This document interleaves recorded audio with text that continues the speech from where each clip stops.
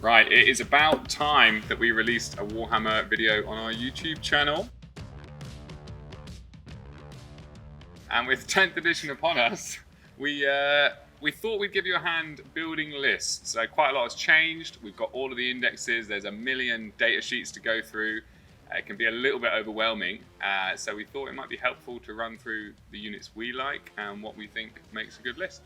We've gone for basically what we like more than necessarily what is amazing. We've picked some good units in the armies in general, but we've always gone for pick something that you like more, pick what is cool. That's the fun of the game. So Will's going to go for Orcs and I'm going to go for Drukhari, and we're going to talk through our units. Speak for yourself, Paul. I've got some pretty strong units in my list, or at least I think they're good. I think they're good. Yeah. So I think Paul is right. The best place to start is with your favourite unit in the faction, and for me, that's Ghazghkull Thraka. He's the leader of the Orcs.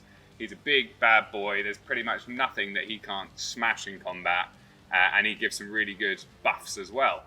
The turn that I call the War, he gives out a big aura of lethal hits. That means that anyone within 12, if they roll a 6 to hit, it's going to auto wound, and that makes all of these sort of volume attacks that I'm getting from all the little squads a lot more damaging against tougher opponents. What kind of thing did you go for, Paul? I've gone for Reavers as my first choice.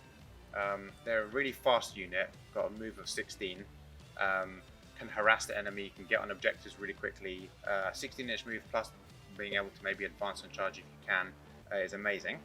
They also have the eviscerating flyby rule, so when you finish a normal move and you've gone over an enemy unit, you can essentially do mortal wounds on a 4+ for each Euro D6 for each enemy unit.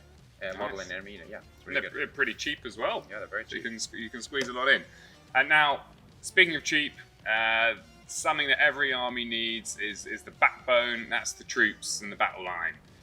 So it's a big thing for the Orcs. I'm normally playing with 100+ models, and I've gone for the Beast Snagger boys. So they're a little bit stronger than your normal boys, and a little bit tougher as well. They've got to feel no pain, and they're even more effective against monsters and vehicles. They get to reroll all hits against those.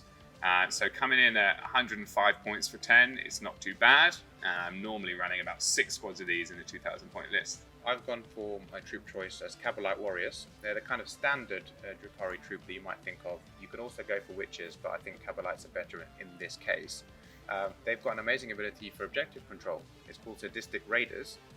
Essentially, if you control an objective marker at the end of your command phase, you can move off it. The Kabbalite Warriors can just move off the objective completely, and you still control it, even if you have no models within range of it, until your opponent controls it at the start or the end of any turn.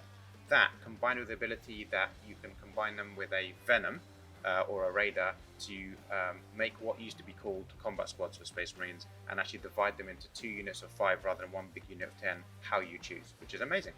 Yeah, that's fantastic. I mean, that means not only can you move off and have them do something else, but if you get shot off that objective, you're still going to hold it, providing you had it in the previous turns. That's fantastic. Now, speaking of objectives, one of my favourite things about 10th edition is the new sort of tactical mission cards that we're all playing with. You can go for the fixed secondaries, but we really enjoyed picking the tactical ones. It means that every turn you're getting fresh stuff to do, and I really like how that affects the list building. It's not always about just kind of trying to destroy your opponent. You need some flexible units that can be anywhere that you need them to be at a moment's notice.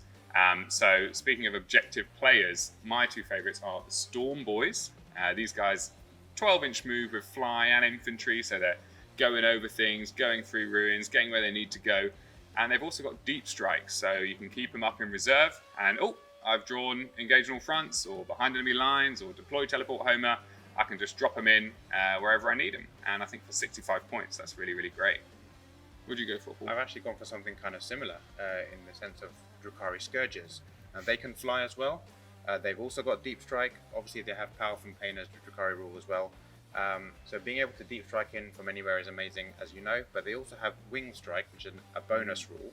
Essentially, if you didn't deep strike, more if you just took a shot wherever you are, after you finish shooting, you can actually, as long as it's not within engagement range of anything, you can move up to 6 inches, which is pretty cool move. You can also move up to 14 inches in general. Wow, so that means you're going to move 14, advance, because you've got assault weapons, shoot, move another 6, So you're going 20 plus D6. That's pretty crazy. Crazy utility. Now, every list needs it. You need something that's just going to do the damage. And for me, I've got 2 units. One is Mega Knobs. They're like my melee hammer. You stick them with Gaz. They're getting +1 to hit, +1 to wound. And there's nothing I've charged yet that I haven't killed in one round of combat. So they're fantastic.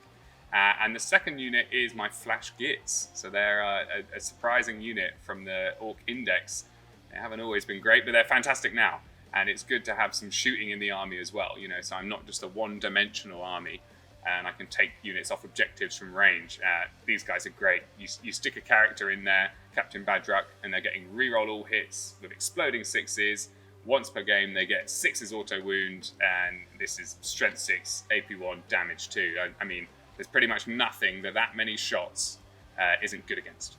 Yeah, he's really scary. I don't want to play against that. He is horrible. I like Overwatch as well. Yeah, I've gone for a big hardening unit in the sense of the Ravager. Now, I've taken this with 3 Dark Lances.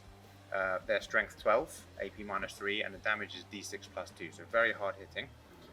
It has a ability to fly, of course. It's got a 14-inch move. There's another kind of fast, hard-hitting Drukhari unit. They also have Power from Pain, especially useful for this kind of unit to be able to get some of those juicy rerolls when you've only got 3 shots. Yeah, I mean, that's a really, really sort of high-quality firepower. I mean, Definitely. I wouldn't want that shooting at my Mega Knobs. Well, let us know what you guys think. Hopefully this was helpful. We'd like to know what kind of list you guys are planning on building. And if you have any questions, drop them below in the comments. Yeah, look forward to seeing you soon.